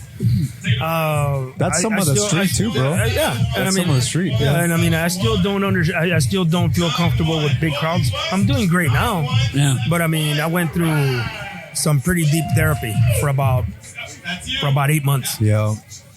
You know, and it helped me out. You know, they give you pills and all that. To them, I don't want pills. I want to resolve my problem. I don't want to sleep on it. Oh, that's a good one. It's just a Band-Aid, bro. Yeah, It's just a Band-Aid. exactly. That's the way I seen it. That's the way I seen it. Because I mean, some people think that trauma, bro, is shit that our bloodlines, people from fucking our moms, our great grandparents, what they went through. Like you said that your family was good with building shit. Yeah. Also, traumas from generations to generations. Yeah. We're carrying that shit. You know, we're carrying shit that our parents didn't figure out. and we carry that. We carry. I mean, you're telling me that it was just you and your mom, man. I mean, not having the dad around. I mean, that fucked me up, bro. My dad was an alcoholic. He wasn't there, you know. So all that shit. I mean, then you take the military service, and then it's just in this country, bro. We're required to give, and then they don't take care of us, bro. And there's a lot of stuff going on, though, man. Like, there's this organization called MAPS, and they're doing a lot of work with veterans with PTSD. It's a little bit unorthodox, man. It's a little bit. Some people still don't. They think it's like juju shit, man. But what they're doing is they're doing some guided therapy with psychedelics. Yeah. That's what I'm saying. Yeah, He's old school, bro. He's old school. Yeah, but they're having like I mean, you could read up on it, bro. Like these guys that have PTSD, it's going through trials. It's right now you're saying like, it's gonna be legal in a year or two because there's nothing for PTSD. There hasn't been anything as successful as this. You're not taking it in the fucking streets. Like, you're taking it in with the professional that's guiding you through therapy, and all this is doing is peeling the onion layers to get to the fucking root, man. And be a little open-minded on it, bro, because it's something like that's having a lot of benefits to people that have PTSD from the service, you know. Yeah, all those studies they've done, like he's saying, they've had really good results from. Oh yeah. Yeah, instead of like being in therapy for years and years, like you said, a few sessions you open a lot of those layers to get to where you need to get to. It just kind of helps you along, in other words. And it's not just about the trip, in other words. Okay, so where's this at? MAPS. MAPS. Where they're located? I mean, where they're all around, man. I mean, but if you were to go like into Google, I guess he's trying to see like how would you get information on it? You just go. It's like M.AP. MAPS. The MAPS. Just if you Google MAPS PTSD, you can find stuff on YouTube. You can find resources. Right now, it's clinical trials. It's the FDA, man. It's you got to go through fucking the government, bro. You can't just create something. So they're making it so like they're going through trials. It's through a professional. I mean, it's all guided, and I don't know if it's open, but just keep an eye on it in case you see that it's all of a sudden. What I'm assuming is it's gonna be available through your Kaiser or whatever, because it's gonna, the way it's going, bro, it's gonna be like the standard to deal with people with PTSD, you know? Okay. And that's the stigma that our culture has with drugs or things like that, and that's because the fucking Spaniards came to the country and brought their Catholic religion, say, you Aztecs, stop smoking this shit, get rid of your pyramids, let's build churches, and that's shit that we're still dealing with, that programming to think that plant medicines are drugs, and it's only for fucking marijuanos, and it's only for, and it's something that our culture has to figure out to be a little open-minded, because you have to be open-minded with things like that, bro. Yeah, you know. But I'll check in on it, man. Yeah, man. I mean, it doesn't hurt to just look up on it. But not to deviate from that. But I was noticing your work. Do you do a lot of with your leather work? Do you tell a story? Is there like what inspires you to start a project? Well, everything that I do, I don't just do projects. Okay. I don't just get up one day and just start doing projects. Every project that I do, like if I was to do a project for my daughter, I'd personalize it for things that she likes, things that make sense to her. Okay. That speaks about that her. has something to do with her. Okay. Right? That's the same thing I do when someone comes to me for any type of artwork. I call it artwork because I treat it just like a tattoo. Okay. Okay, you come to me, you tell me, you know what, I want this and I want that. Okay. Now, what else do you want with it? You can personalize it. So then you start putting things together in your mind. Then I'm going ahead and I'm going to draw everything out. And then we go from there. So basically what you're getting is what's on your mind. What your desires are on that. And you can never get the same design twice. And I don't duplicate any of my designs. I saw that sweet chopper that was here. You did the work for that? Yeah. That was nice. So you did the seat and then No, I didn't do the seat. Oh no, you didn't? No. Okay. everything that had artwork, I did. Oh, okay. Yeah. Oh, nice. Yeah. Anything that I do with leather, it has to have some type of artwork. Okay. It can't just be Plain. just plain. Oh, it's gotta have your signature in it. You know, your hands have to create something. Yeah. Nice. It's gotta have So something beautiful, in there. man. That's awesome, Beautiful, man. Yeah. So for our listeners, where could they find you? How could they follow you? How can they see their work? Your work. On Instagram, Okay. Cobos Creations. Cobos Creations. COBOS. Yes. Creations. It's with the C. It's not with the K, right? No, it's with a C. All right. Yeah, because some people try to get creative with that. I'm always trying to get creative. I know, right? I'm old school, man. No, I Gotta keep it totally simple. tell you, man. I can tell, man. You're definitely, you're like, you definitely grew up in the hood. Oh yeah. You know, yeah, you look like the Theo, from the hood back in the days. Got some stories. Yeah, I got some stories. like, I write Theo Raul right there. You're like, look, he's fucking firme right there. Check it out. Hey, Tío, tell them the story about the riots when you were trying to go to the Nalguita's house. Hey, don't bring your girlfriend around porque te la baja Raúl, el tío Raúl. He's that smooth, Te va a pegar la bicicleta, tío. Oh my God! Well, Raul, I know that you've had people at your booth and everything, so I know that you have to go. Yeah. We don't want to keep you any longer, but thank you for taking the time. Thank you for sitting down with us. Mm-hmm. And I know you've been pretty busy. A lot of people have been checking out your stuff, and hopefully, maybe our listeners can check out your stuff too, and And maybe if one reaches out to you and asks you for some work, then I think we did our job.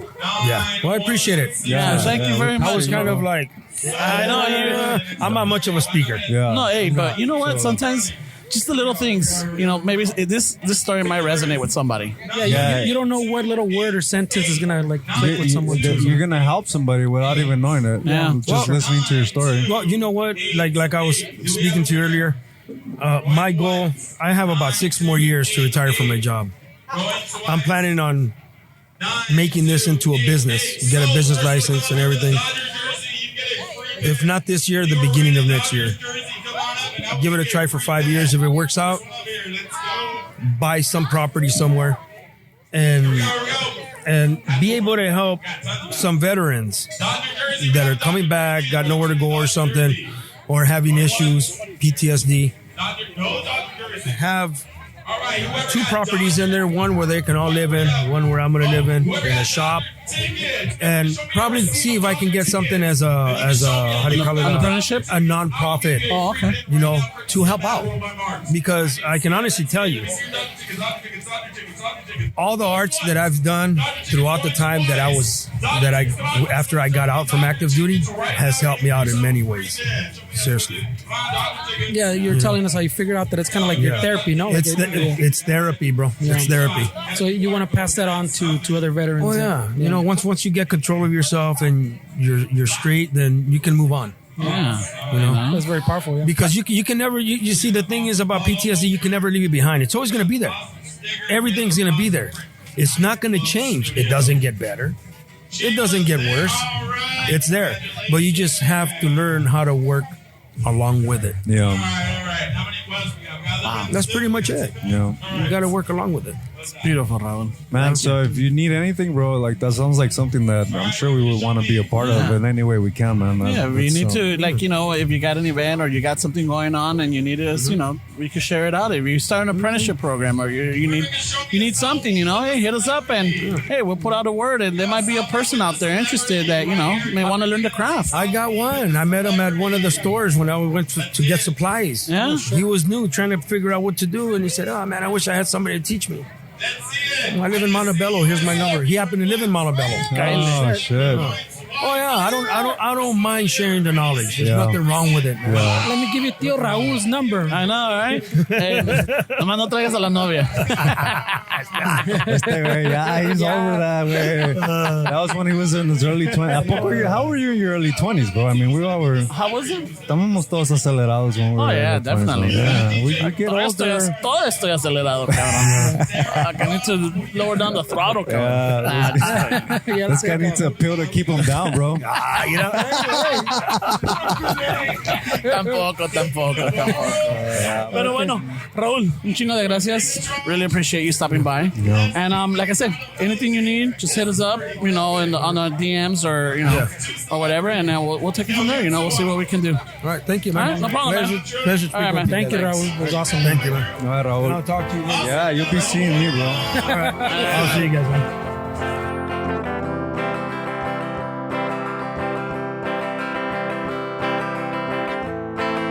All right, listeners, we're back, and this is the final part of the show right now. Yeah, we came, we saw, we talked, we visited, we got some great stories. Thank you for the listeners that showed up.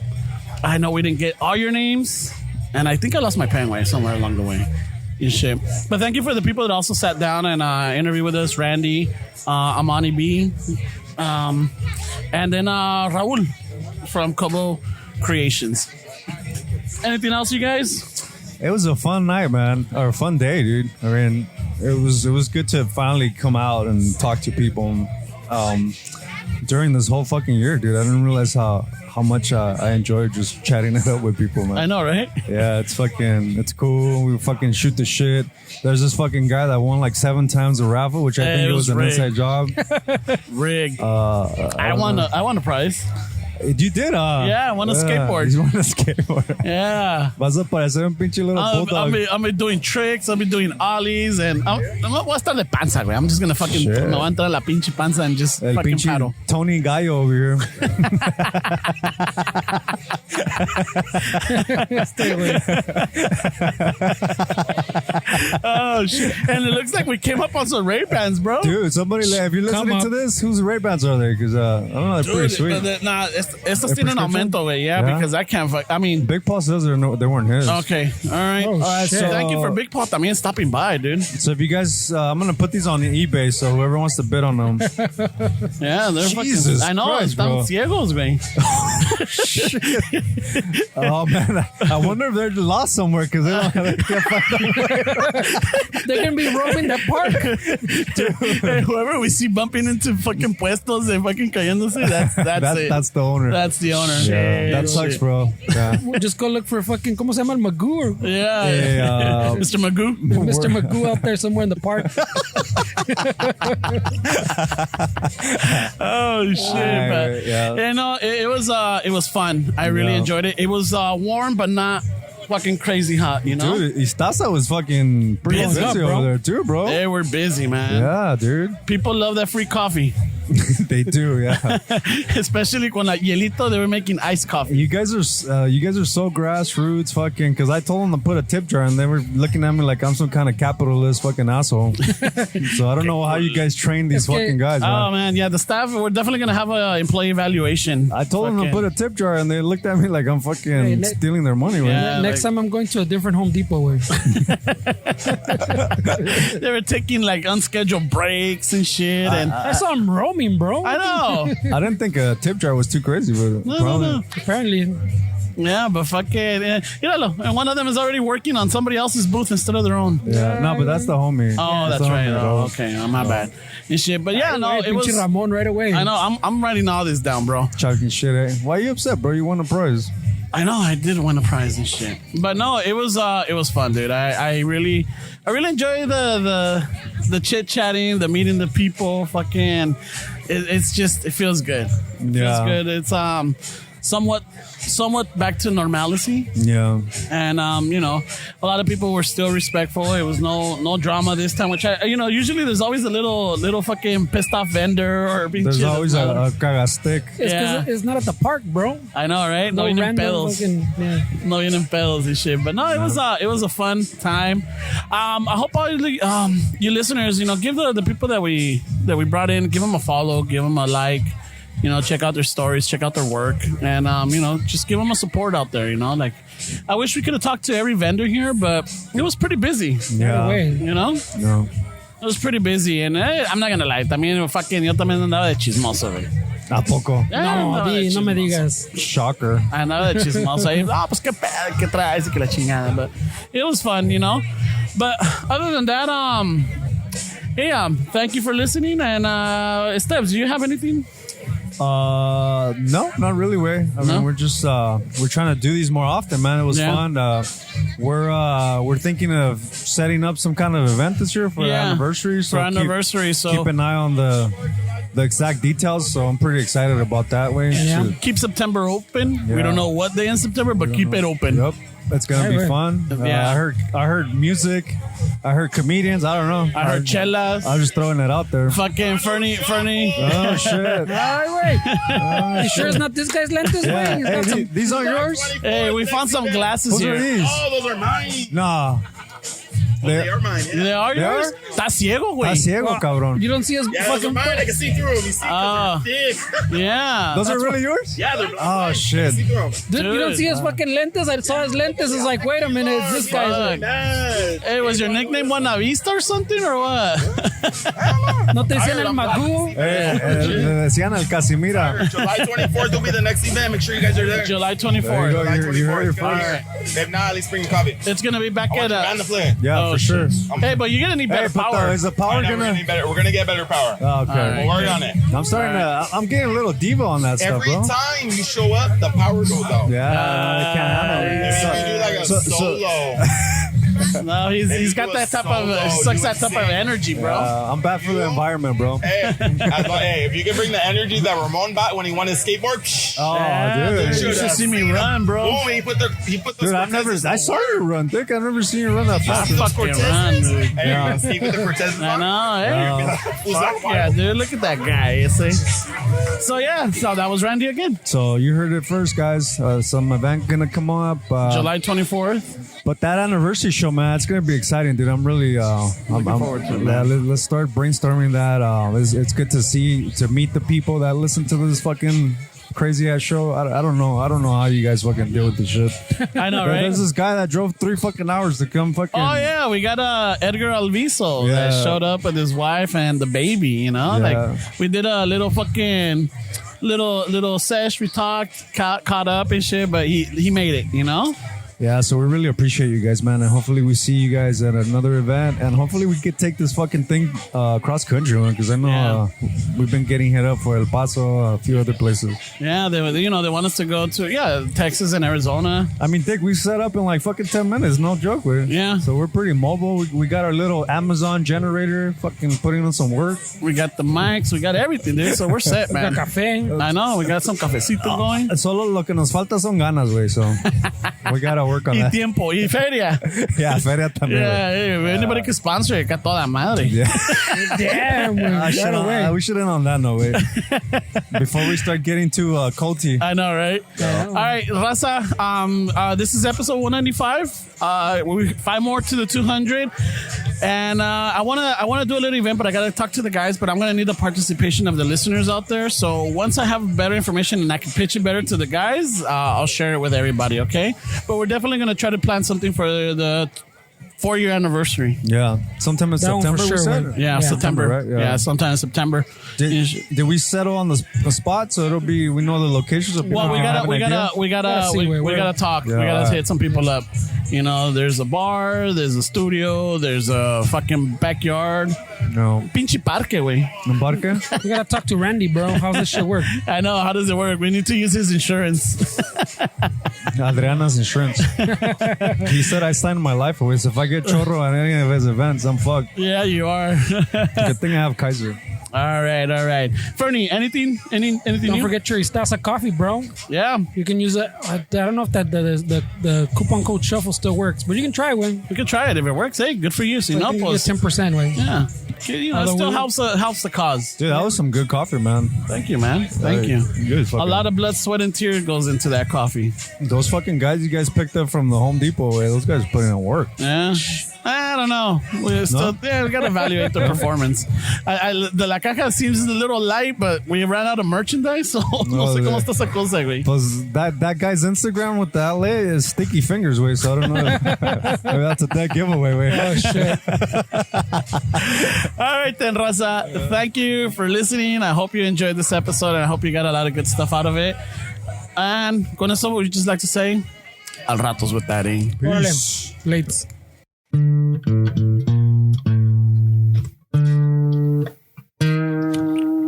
Al ratos with that, eh?